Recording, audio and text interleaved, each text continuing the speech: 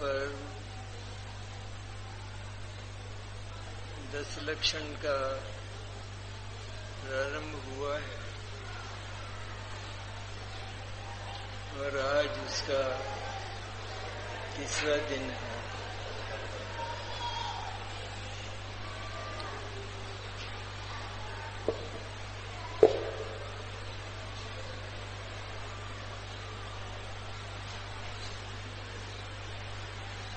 हम कुछ ऐसा मानते आए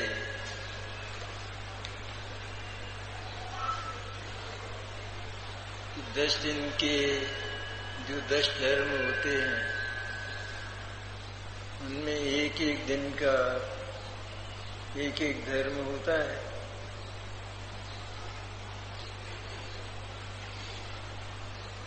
पहला जो क्षमा का दिन है उस दिन क्रोध नहीं करना। मार्दव के दिन मान नहीं करना। ऐसा कुछ सामान्य लोग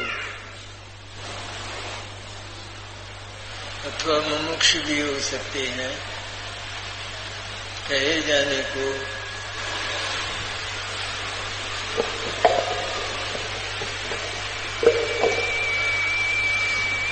लेकिन ऐसा जो मंतव्य है वह विपरीत मंतव्य है, क्योंकि एक सिद्धांत है गुण सारे एक साथ रहते हैं और अवगुण सारे एक साथ रहते हैं।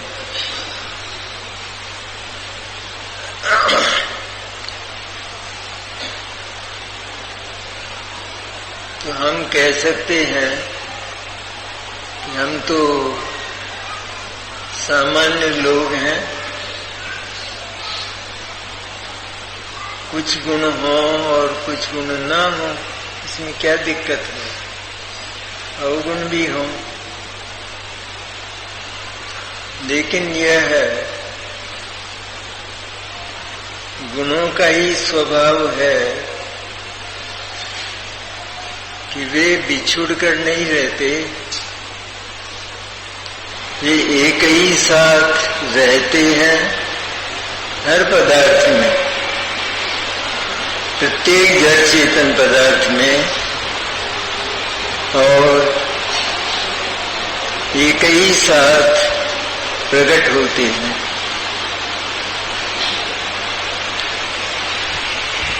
एक साथ प्रकट होते हैं तो क्या सारे प्रकट हो जाते हैं? तो भले ही गुण का कोई अंश प्रकट हो, कोई गुण पूरा प्रकट हो जाए,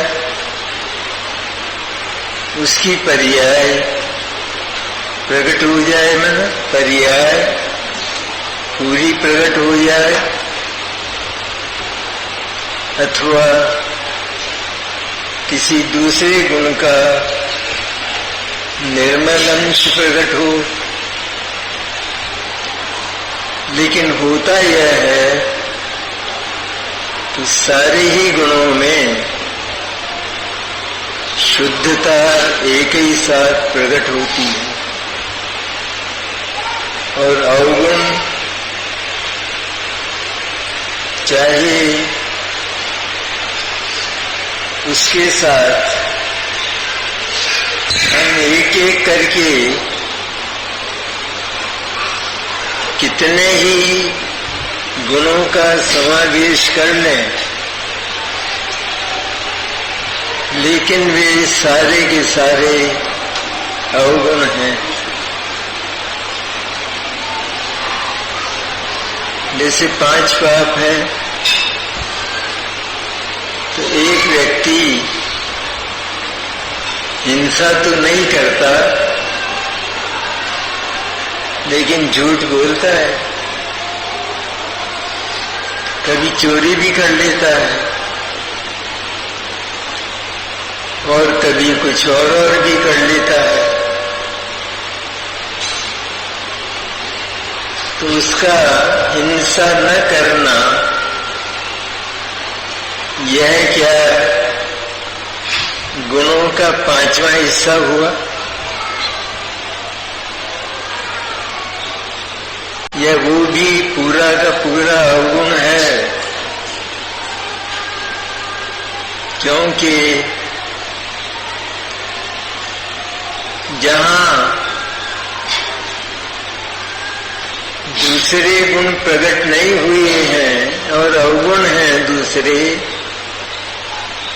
तो वे अवगुण उस गुण को भी अवगुण बनाकर संपूर्ण रूप से वह मनुष्य अवगुण ही कहलाता है। सब अवगुण ही कहलाता है, सारा का सारा झूठा कहलाता है। एक व्यक्ति किसी व्यवसायी से 10 बार 10 प्रकार की वस्तुएं ले गया, तो 9 चीजें तो सामान्य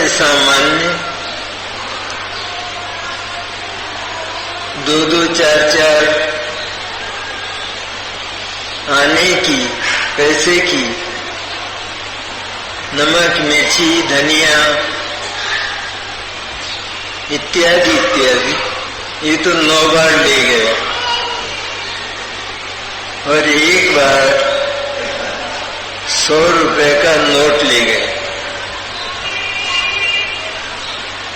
जब हिसाब करने का अवसर आया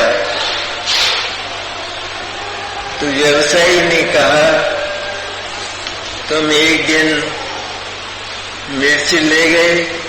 बोले हाँ ले गया। धनिया ले गई?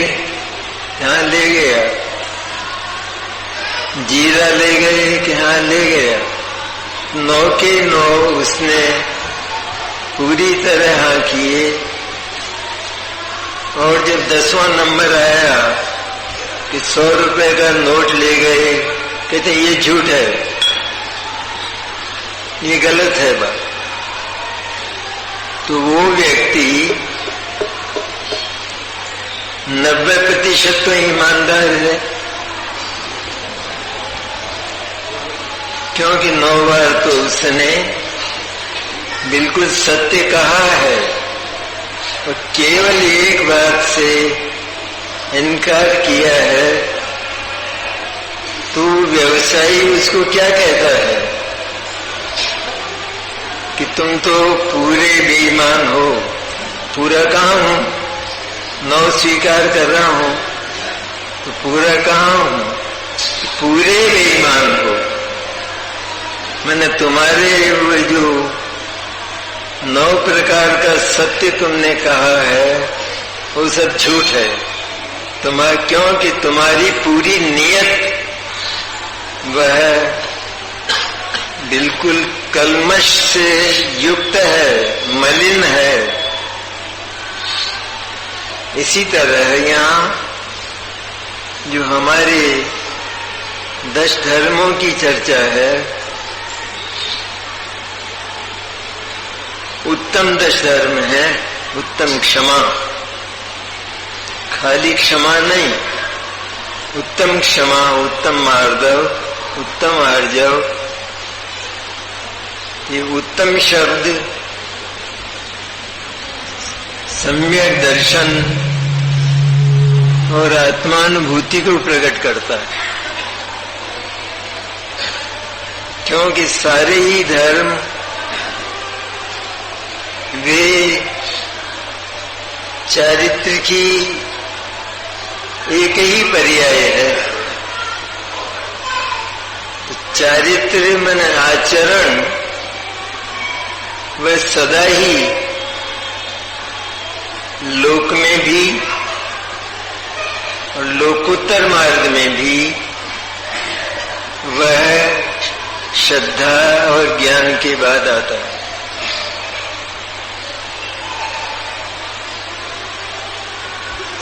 एक अपने गांव को हमें जाना है तो हमें श्रद्धा है और ज्ञान भी है कि हमारा गांव उत्तर दिशा में है और एक कदम भी हमने रखा,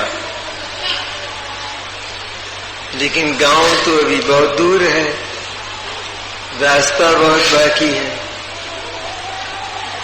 पर इतना होने पर भी श्रद्धा और ज्ञान, मैंने मेरा गांव उत्तर में है या दक्षिण में है, ऐसी श्रद्धा और ज्ञान वो सशंक हो, शंका सहित हो, तो क्या वह एक कदम भी सही मार्ग पर बढ़ सकेगा? मैंने आचरण हो सकेगा, चारित्र हो सकेगा। चारित्र मैंने आचरण, स्थिरता, लीनता, उसका नाम चारित्र है। इसलिए जो धर्म 10 कहे गए हैं वे वास्तव में 10 प्रकार के विकारों की अपेक्षा, उनके अभाव की अपेक्षा उन 10 धर्मों की प्रकटता कही गई है। सचमुच देखा जाए तो ये जितने भी क्रोध, मान, माया, लोभ इत्यादि ये विकार हैं, इनका अभाव होने पर मात्र आत्मा का आचरण, आत्मा का अनुष्ठान अर्थात आत्मा की लीनता प्रकट होती है और उस लीनता में आनंद का जन्म होता है।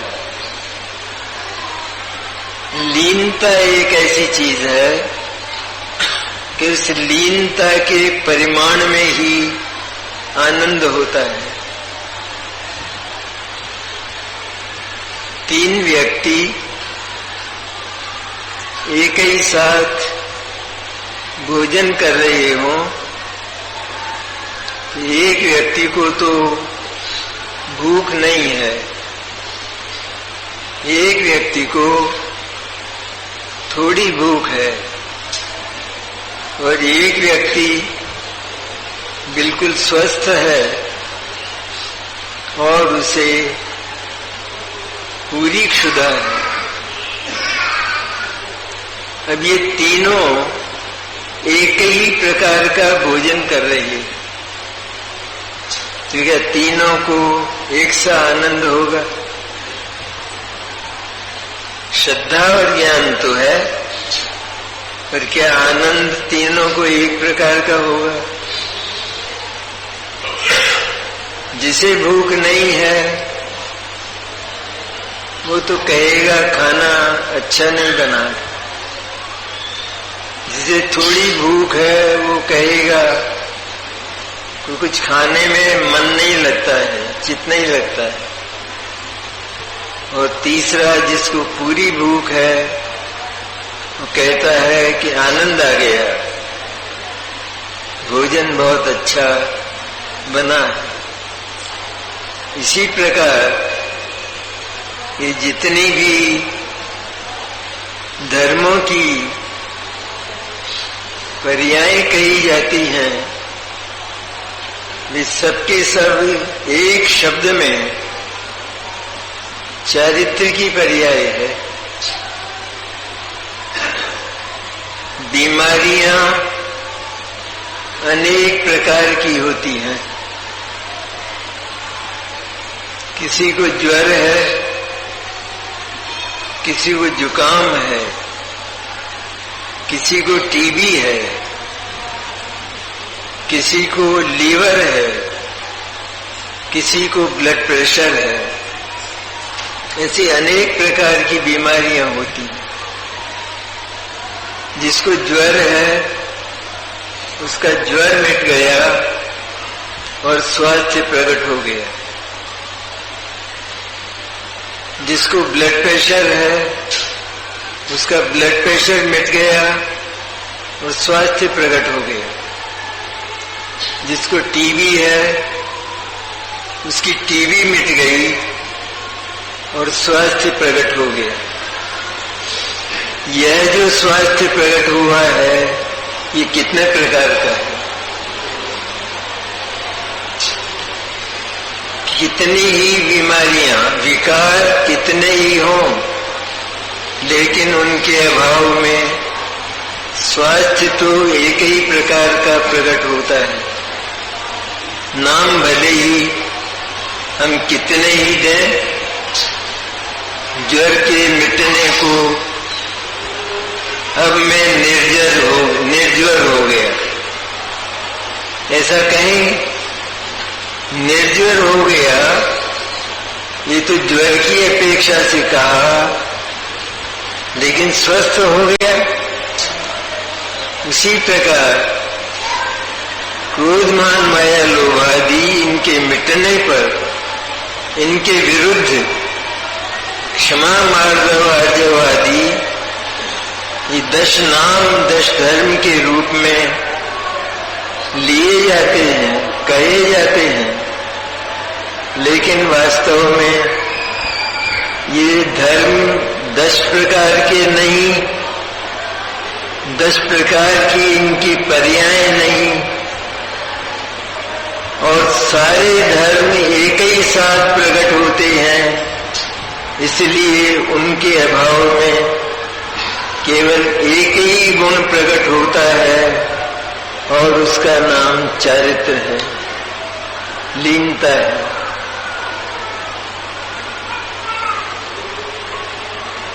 अगर 10 प्रकार के धर्म हो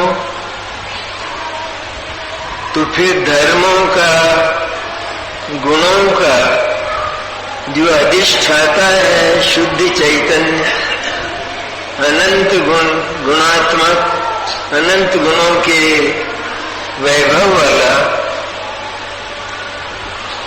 तो वो तो एक है और प्रकटता अनेक प्रकार की हुई है। तो ये कैसे संभव होगा? उसमें तो चारित्र नाम का एक ही गुण है, अनेक गुण नहीं है।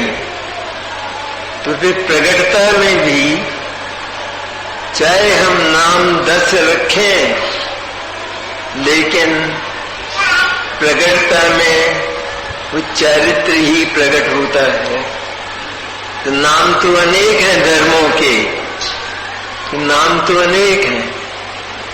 10 लक्षण धर्म, रत्नत्रय धर्म, सागर अनागर धर्म, गृहस्थों का धर्म, मुनियों का धर्म, इस तरह अनेक नाम हैं। देखिए इस गाथा में है, प्रवचन सार की 11वीं गाथा है, उसमें प्रमाण है ये है धर्म शब्देन अहिंसा लक्षण। हम ये भी कहते हैं ना, धर्म तो अहिंसा लक्षण वाला होता है। तो केवल क्या अहिंसा लक्षण वाला ही धर्म होता है या और भी गुण होते हैं? सागर अनागार रूप, तथोत्तम क्षमादि लक्षणों रत्नत्रयात्मको वा तथा मोक्षो रहित आत्म परिणाम शुद्ध वस्तु स्वभावश्चेति गृह्यते स एव धर्म। ये अंतिम उपसंहार, स एव धर्म पर्यायांतरेण चारित्रम भण्यते। तो वही धर्म अन्य पर्याय की अपेक्षा से, ये पहले पर्याय कही ना, तो अन्य पर्याय की अपेक्षा से चारित्र कहा जाता है। इसलिए चारित्र वास्तव में धर्म है। चारित्र खलु चारित्रो खलु धम्मो, चारित्र वास्तव में धर्म है। जो धर्म है वो साम्य है, समता और शांति वाला है। तो जब 10 प्रकार की बात कही है, तो क्या वो 10 प्रकार से प्रकट नहीं होते? तो कहते हैं वो व्यवहार की बात है। जैसे किसी व्यक्ति को बहुत अधिक गालियां दी और उसे क्रोध नहीं आया, तो हम कहते हैं देखो इसको क्रोध ही नहीं है। तो क्या क्रोध नहीं है? क्रोध नहीं आया। इसी तरह बहुत पैसा हो गया और मान नहीं आया तो मारदर हो गया। क्रोध नहीं आया तो ये तो एक क्रोध की एक शुभ पर्याय, शुभ भाव की मंद कषाय रूप पर्याय, उसको हमने क्षमा के नाम से पुकारा। बोले व्यक्ति बड़ा क्षमाशील है, इसको क्रोध आता ही नहीं है। लेकिन सच में देखा जाए कि अगर अज्ञानी है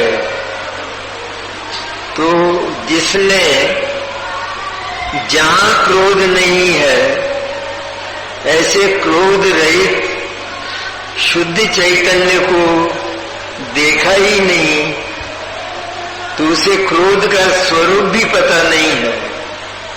केवल काल पाकर मंद कषाय हो गई तो हमने उसको क्षमाशील कह दिया। यह एक व्यवहार नय का कथन है। मैंने जहां अभी सारी कषाएं विद्यमान हैं, किसी का मंद रूप है, किसी का तीव्र रूप है, लेकिन विद्यमान सब है। उसका कारण है कि उसने ये देखा ही नहीं कि क्रोधमान माया लोग रहित होना और क्रोधमान माया रहित कौन है जगत में, उसको जब तक नहीं देखा तब तक उसका क्रोध छूट कैसे सकता है। इसलिए सारी धर्म वे वास्तव में चारित्र की पर्याय है। उत्तम क्षमा प्रकट हुआ और मुनिराज को उपसर्ग के समय क्रोध नहीं आया। यहां तक शुद्ध दशा नहीं है। उपसर्ग आया, इस बात का भी ज्ञान है। क्रोध नहीं आया, नहीं किया, इसका भी ज्ञान है। लेकिन जब तक वो क्रोध नहीं आया, ये तो नास्ति की बात हुई। क्रोध नहीं आया, क्रोध नहीं आया, क्रोध का अभाव हुआ तो आया क्या कर? उसके स्थान पर क्या आया?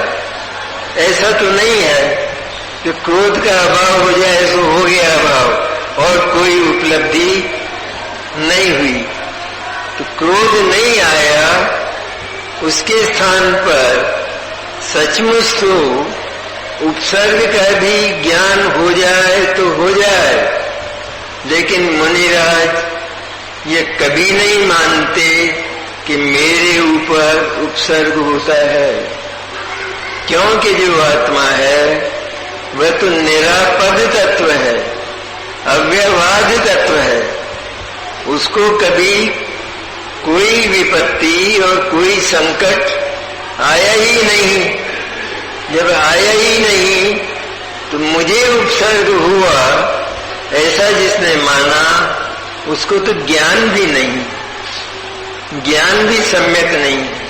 और कदाचित भावलिंगी मुनिराज को ज्ञान भी हो जाए तो वे ये नहीं मानते, श्रावक भी, उसको भी यदि विपत्ति आवे तो वो ये नहीं मानता कि मेरे ऊपर विपत्ति आई। श्रावक से नीचा सम्यक दृष्टि कि जिसको अभी कोई व्रत भी नहीं है, विशेष त्याग भी नहीं है, वह भी ये नहीं मानता कि मेरे ऊपर कोई विपत्ति आती है। कहने में तो बहुत लंबा करके, चौड़ा करके, और हम ये बात करते हैं बहुत दुख है, पैसा सब नष्ट हो गया, परिवार सारा बीमार रहता है, मैं अच्छा नहीं रहता हूं, मेरा शरीर अच्छा नहीं रहता, मुझे बहुत बीमारियों ने घेर लिया है। ऐसा सम्यक दृष्टि लोक भाषा में ही बोलता है, उसकी भाषा बोलने में लोकोत्तर नहीं होती, लेकिन उसकी भाषा श्रद्धा और ज्ञान में अर्थात मानने में लोकोत्तर होती। वह कभी ये नहीं मानता कि आत्मा पर, मेरे पर, आत्मा पर मैंने मेरे पर कभी कोई विपत्ति आई है। तो अगर माना है उसने ये, तो उसने आत्मा का स्वरूप जाना ही नहीं। उसे अनुभूति में उसने ये जाना कि मैं जो ये माना करता था कि मेरे जीवन में बहुत विपत्तियां आई, बहुत विपत्तियां हैं, मैं अनेक संकटों से घिरा हुआ हूं, मेरा सर्वनाश हो गया है, मेरा बंगला बिक गया है, टूट गया है, मेरे घर में आग लग गई है, इत्यादि इत्यादि। इस सारी बात करने पर भी भीतर से उसके चैतन्य कलेजे को देखा जाए तो वो इन सब बातों से शून्य है, अर्थात वो इस बात को मानता ही नहीं है। इसीलिए सम्यक दृष्टि का जो ये अनुभव रूप ज्ञान है, जिसका आधार एकमात्र शुद्ध चैतन्य है, कि जो ध्रुव है, जिसमें क्षणभंगुरता का, विकार का, विपत्ति का नाम निशान नहीं है, जिसमें आज तक कभी कोई घटना घटी ही नहीं, जिसका कोई होनहार ही नहीं है, ऐसा अनहोना तत्व कि जिसमें कभी कुछ होता ही नहीं है, जो सदा एक रूप रहता है, ऐसा ध्रुव चैतन्य, आनंद का कोश, आनंदमय कोश, वह मैं हूं। ऐसा जिसने एक बार स्वीकार कर लिया, उसको कहने में आने वाली जो विपत्तियां और संकट हैं, ये सब ऊपर ही ऊपर तैरते हैं, उसके कलेजे में प्रवेश नहीं करते, उसके भीतर प्रवेश नहीं करते। जैसे कहीं कोई मृत्यु हो गई हो तो बहुत लोग आते हैं, बाहर गांव से स्त्रियां भी आती हैं। तो पहले रीतियां इस तरह की थी कि जिस घर में जाना है, जहां मृत्यु हुई है, उससे बहुत दूर से ही और दूर रिश्ते वाली, निकट के रिश्ते वाली नहीं बल्कि दूर के रिश्ते वाली वे स्त्रियां बहुत दूर से ही रोना शुरू कर देती थी, और ऐसा रोना कि जिसको सुनकर दूसरे भी रोने लगे। लेकिन देखा जाए तो क्या वो रो रही है? इसलिए आत्मा तो सुख तो उसकी संपत्ति है, और उस सुख में दुख का नाम निशान, क्योंकि सुख उसे नहीं कहते जो सुख और दुख का बना हुआ हो, उसे सुख नहीं कहते। दुख जो है उस सुख को न समझने के कारण, यह न समझने के कारण कि मेरे घर में दुख का क्या काम है, क्या काम है मेरे घर में दुख का?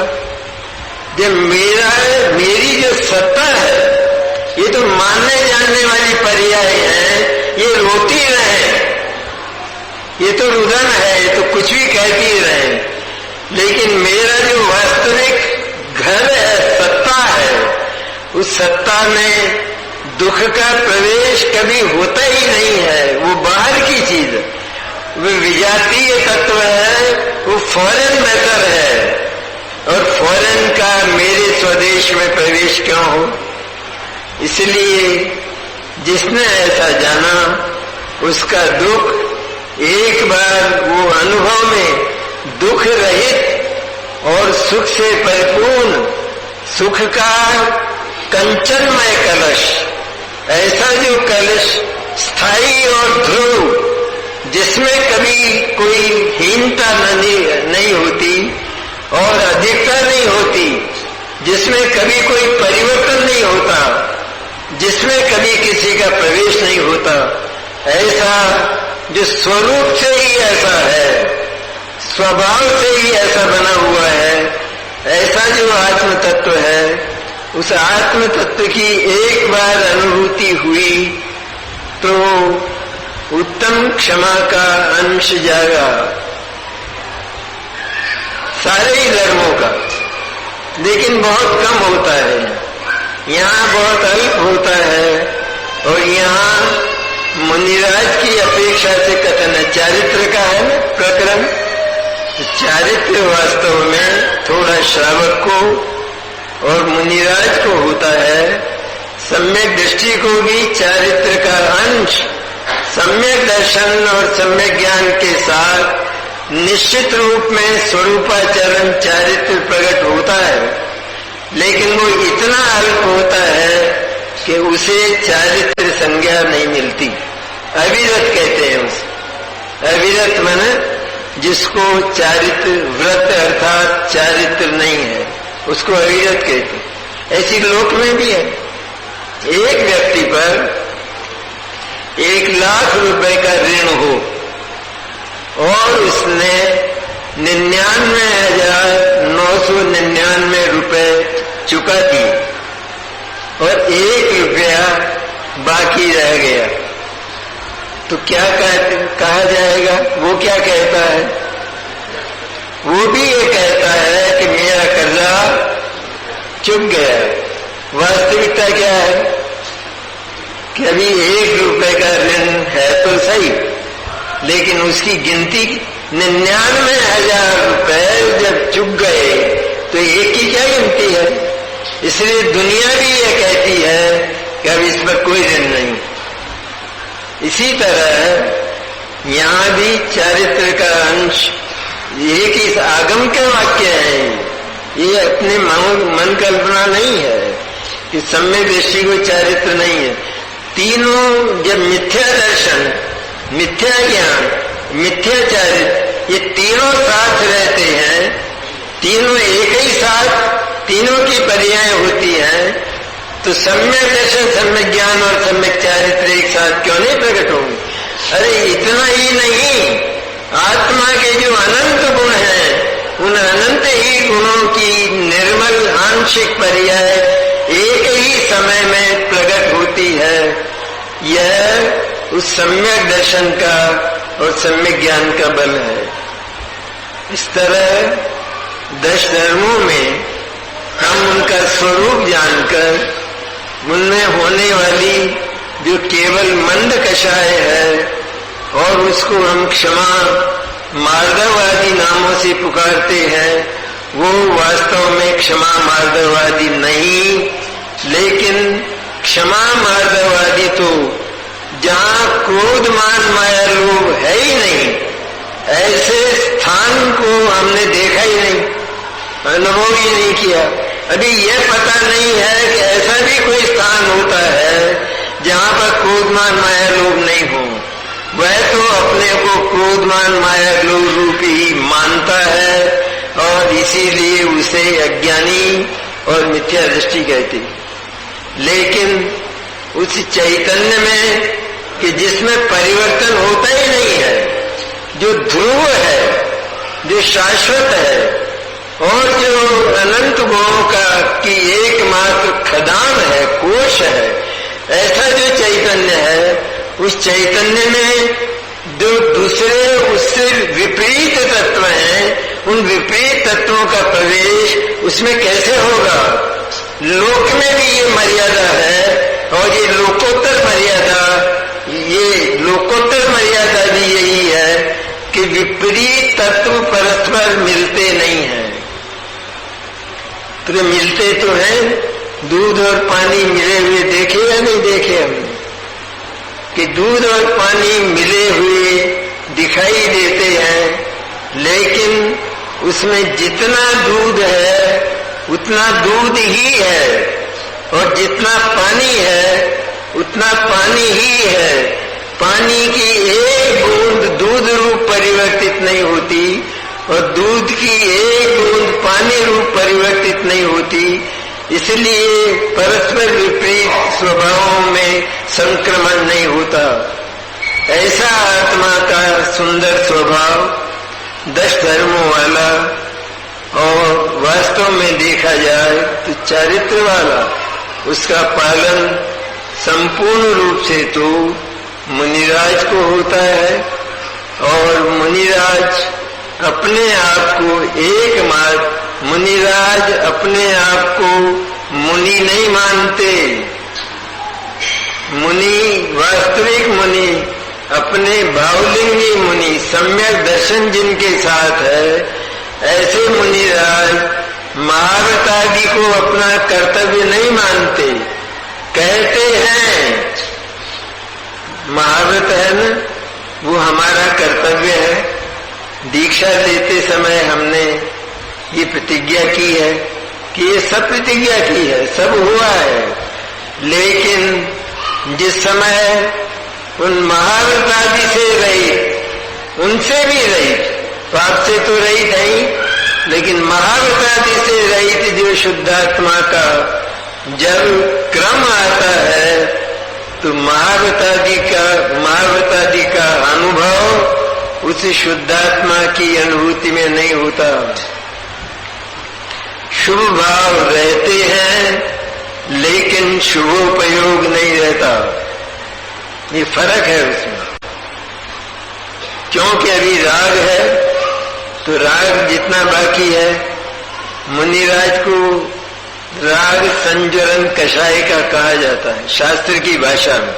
संजलन कषाय का मैंने थोड़ा, और शुभ राग तो वो है, तो वो जिस समय आत्मा की अनुभूति में अप्रमत्त दशा में है, उस समय भी प्रमत्त दशा में जो शुभ भाव है महावतादि के, वे शुभ भाव वहां रहते तो हैं, लेकिन चूंकि उपयोग वो केवल एकमात्र उस शुद्ध ध्रुव चैतन्य में केंद्रित हो गया है, इसलिए उपयोग उनकी ओर जाता ही नहीं, तो वे सारे के सारे अबुद्धिपूर्वक कहे जाते। अर्थात वहां बुद्धि हमारी उन मुनिराज की जाती ही नहीं। बुद्धि माने ज्ञान, उपयोग, क्योंकि वे उनके जानने में उस समय नहीं आते। कौन जानने में आता है?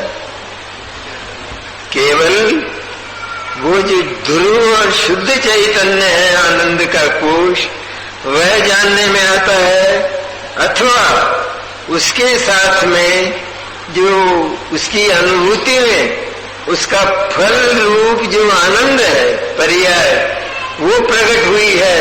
अतीन्द्रिय आनंद, विषयों का नहीं, जगत का नहीं, लेकिन आत्मा के भीतर जो फव्वारे की तरह से आनंद भरा हुआ है, अटूट, हीनादिक नहीं होने वाला, उस आनंद की जो पर्याय प्रकट हुई, वो आनंद की पर्याय भी पर के रूप में उसको जानने का मन न होते हुए भी वह उस शुद्धात्मा में उपयोग केंद्रित रहते हुए वह जानने में आ जाती है। अगर जानने में नहीं आवे तो फिर आनंद कहाँ आया? तो फिर सम्यक दर्शन होने का फल क्या हुआ? तो फल तो जानने में आना चाहिए ना, इसलिए फल जानने में आता है और वो पर रूप में जानने में आता है। वहां उत्पन्न होने वाला वो आनंद, वो शुद्ध चैतन्य नहीं, वो तो नया पैदा हुआ है, पर्याय है, वो तो नई कि ये एक समय रहती है, दूसरे समय चली जाती है, फिर दूसरे समय में दूसरी आती है, फिर तीसरे समय में वो चली जाती है। इस प्रकार आनंद की क्षणिक पर्याय प्रकट होती है, लेकिन उसमें वह जो ज्ञानी है सम्यक दृष्टि, वह शुद्ध चैतन्य में ही उपयोग को केंद्रित रखता है और उस भाव शुद्ध ज्ञान रूप, शुद्धोपयोग रूप उस उपयोग की ऐसी शक्ति है, स्वपर प्रकाशक शक्ति है ना, तो यहाँ आकर फलित होती है कि वो अपने को भी जानता है और साथ में जानने का मन न होते हुए भी, उसको पर जानते हुए भी वह आनंद पर के रूप में जानने में आ जाता है, लेकिन उस पर उसकी श्रद्धा, ज्ञान और चारित्र नहीं जाते है। वो चारित्र की पर्याय, लेकिन पर्याय में केंद्रित नहीं होता है। ये उस समय भी आनंद की ओर यदि इसका उपयोग चला जाए तो फिर वो आनंद कपूर की तरह उड़ जाएगा और शुद्धात्मा की ओर जो वास्तव में उसका कोश है आनंद का, तो आनंद के कोश की ओर अगर वो उसका उपयोग रहता है, शुद्ध ज्ञान रहता है, शुद्धोपयोग रहता है, तो वो उसमें केंद्रित रहता है, तो इधर यह आनंद का फव्वारा चलता रहता है और वहां से अगर वो हट गया तो वो आनंद कपूर हो जाता है। तो वो उपयोगात्मक आनंद की बात है। वैसे सम्यक दर्शन होने पर जितना सुख की पर्याय प्रकट हुई, वो सुख की पर्याय तो सदा ही रहती है, बदलती हुई। वो सुख की पर्याय का नाश नहीं होता, लेकिन उपयोगात्मक जो आनंद है जो उस समय आया, वह जिस समय उपयोग पर पदार्थों की ओर चला गया तो उस समय वैसा आनंद नहीं आता कि जैसा आत्मा की अनुभूति के समय आया। सुख तो बराबर जो प्रकट हुआ है वो रहता है। इस तरह समय हो गया।